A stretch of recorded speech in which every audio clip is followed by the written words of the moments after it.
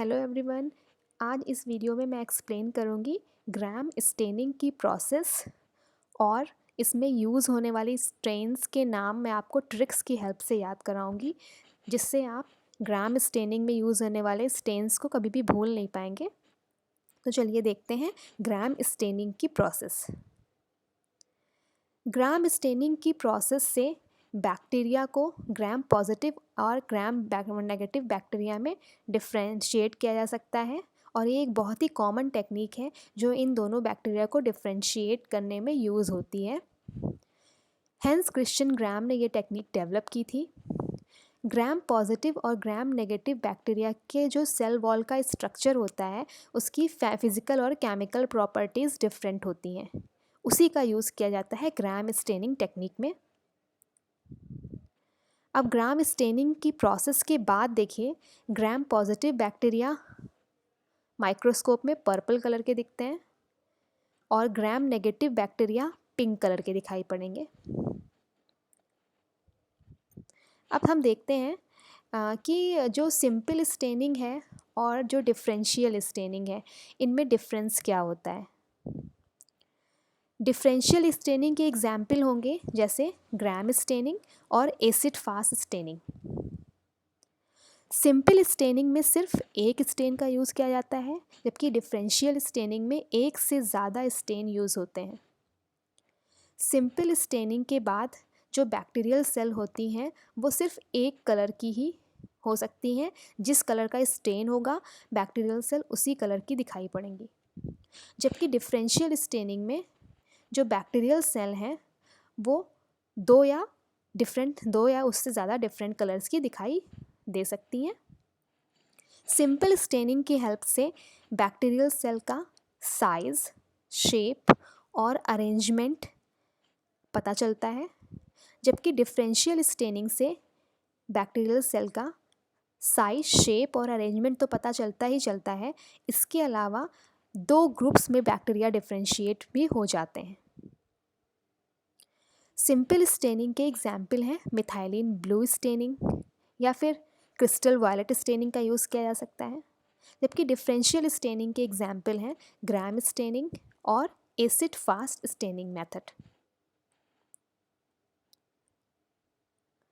चलिए देखते हैं ग्राम स्टेनिंग की प्रोसेस। सबसे पहले ग्राम स्टेनिंग की प्रोसेस में एक बैक्टीरियल कल्चर का स्मेयर बना लेते हैं। स्मेयर क्या होता है? एक थिन लेयर होती है, एक थिन फिल्म होती है बैक्टीरिया की, जो कि हम स्लाइड के ऊपर प्रिपेयर करते हैं। उसके बाद हम इस स्लाइड को एयर ड्राई करेंगे या फिर हीट फिक्स करेंगे। हीट फिक्स कैसे करते हैं? बर्नर के पास ले जाके उसको हीट फिक्स कर देते हैं। जब बैक्टीरियल कल्चर स्लाइड पे फिक्स हो जाता है उसके बाद हम इसे स्टेन करेंगे क्रिस्टल वायलेट से। कुछ ड्रॉप्स क्रिस्टल वायलेट की स्लाइड के ऊपर जहाँ कल्चर है वहाँ डालेंगे और 30 सेकेंड्स के लिए लगभग 30 सेकेंड्स के लिए स्लाइड को छोड़ देते हैं। उसके बाद हम इसे डिस्टिल वाटर से वॉश करेंगे।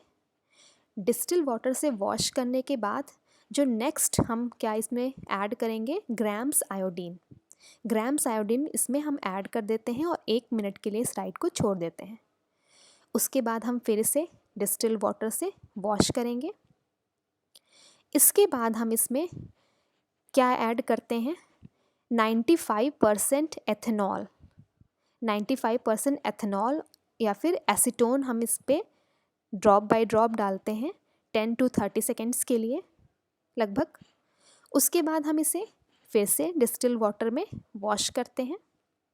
उसके बाद जो हम इसमें लास्ट स्टेन यूज़ करते हैं, जिसे हम काउंटर स्टेन भी बोलते हैं, वो होता है सैफ्रोनिन कुछ ड्रॉप्स डालेंगे और 30 to 60 सेकेंड्स के लगभग हम इसे छोड़ देंगे स्लाइड को। उसके बाद हम फिर से इसे डिस्टिल वाटर से वॉश कर लेते हैं और ब्लॉट कर लेते हैं, मीन्स सुखा लेते हैं स्लाइड को, और फिर हम माइक्रोस्कोप में देखते हैं कि हमारे बैक्टीरिया जो हैं वो किस कलर के दिखाई पड़ रहे हैं।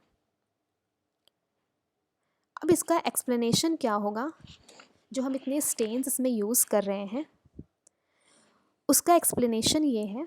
अभी मैं आपको ट्रिक्स भी बताऊंगी इसकी स्टेन्स को याद करने की, ताकि हम इसको लंबे समय तक याद कर सकें। तो ग्राम पॉजिटिव बैक्टीरिया में आप जानते हैं कि जो सेल वॉल में एक पेप्टाइडोग्लाइकन की थिक लेयर पाई जाती है, काफ़ी थिक लेयर होती है और सेवरल लेयर्स होती हैं पेप्टाइडोग्लाइकन की। तो सबसे पहले जो हमने स्टेन यूज़ किया है crystal violet stain. Crystal violet stain को प्राइमरी स्टेन भी बोलते हैं। जब हम क्रिस्टल वायलेट डाल देते हैं उसके बाद आपने देखा होगा हमने आयोडीन डाला है, ग्राम्स आयोडीन। तो क्रिस्टल वायलेट और आयोडीन मिलके एक CVI कॉम्प्लेक्स बना लेंगे, क्रिस्टल वायलेट आयोडीन कॉम्प्लेक्स। यहाँ पे देखेंगे कि जो आयोडीन है वो एक मॉर्डेंट की तरह वर्क कर रहा है। आयोडीन का साइज़ जो होता है वो काफ़ी बड़ा होगा और ये क्रिस्टल वायलेट के साथ मिलके एक लार्ज कॉम्प्लेक्स बना लेता है। और मॉर्डेंट का काम, यहाँ आयोडीन का काम होता है ये डाई जो हमारी क्रिस्टल वायलेट है इसको फिक्स करना। अब ये जो CVI कॉम्प्लेक्स बना हुआ है, ये एक लार्ज कॉम्प्लेक्स है, ये ग्राम पॉजिटिव बैक्टीरिया में जो थिक लेयर पाई जा रही है पेप्टाइडोग्लाइकन की, वहाँ जाके ये ट्रैप हो जाता है, वहाँ पे कैद हो जाता है। उसके बाद ये कॉम्प्लेक्स पेप्टाइडोग्लाइकन लेयर से बाहर नहीं निकल पाता है। अकेले क्रिस्टल वायलेट ये काम नहीं कर सकता है। मॉडर्न जो आयोडीन यूज़ हो रही है उसका काम क्या होता है, डाई के संग स्टिक करना और पेप्टाइडोग्लाइकन लेयर पे ले जाके CVI कॉम्प्लेक्स को वहाँ पे ले जाके अटैच करा देना। ठीक है, तो मॉडर्न जो होगा वो क्रिस्टल वायलेट डाई को होल्ड करता है। अकेले जो डाई होती है वो ऑर्गेनिज्म में जाके होल्ड नहीं हो सकती है, तो इस तरीके से ये फंस जाता है crystal violet complex, crystal violet iodine complex, और ये बैक्टीरियल सेल वॉल से, gram positive bacterial cell wall से बाहर नहीं निकल पाता है। अब देखते हैं हम ग्राम नेगेटिव के बैक्टीरिया के केस में क्या होता है। ग्राम नेगेटिव बैक्टीरिया में पेप्टाइडोग्लाइकन की एक थिन लेयर होती है, जिसकी वजह से जो CVI कॉम्प्लेक्स है ये लेयर में ट्रैप नहीं हो पाएगा।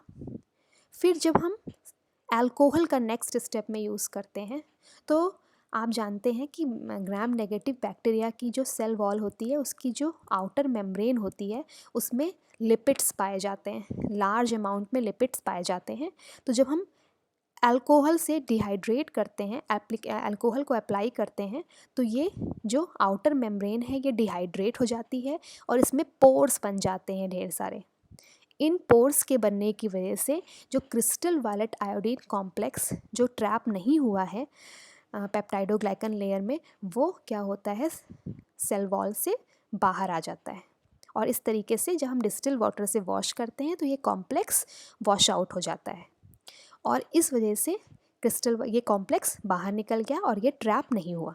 अब मैं बताती हूँ ट्रिक्स आपको याद करने की। तो आप कैसे याद करेंगे, जो हमने स्टेन यूज़ किए हुए हैं, crystal violet, iodine, alcohol and safranin. इसको आप ऐसे कर सकते हैं, CIAS लिख सकते हैं।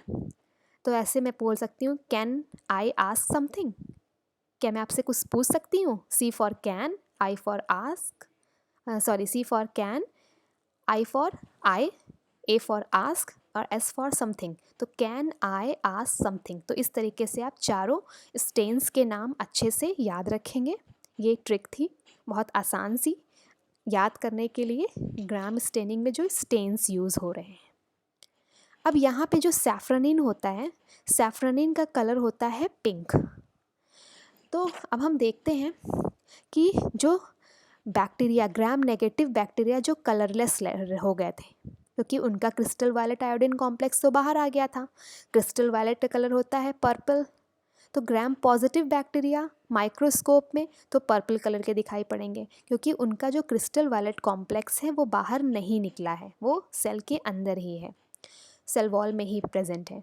तो हमारे जो ग्राम पॉजिटिव बैक्टीरिया होते हैं वो पर्पल कलर के दिखाई पड़ते हैं।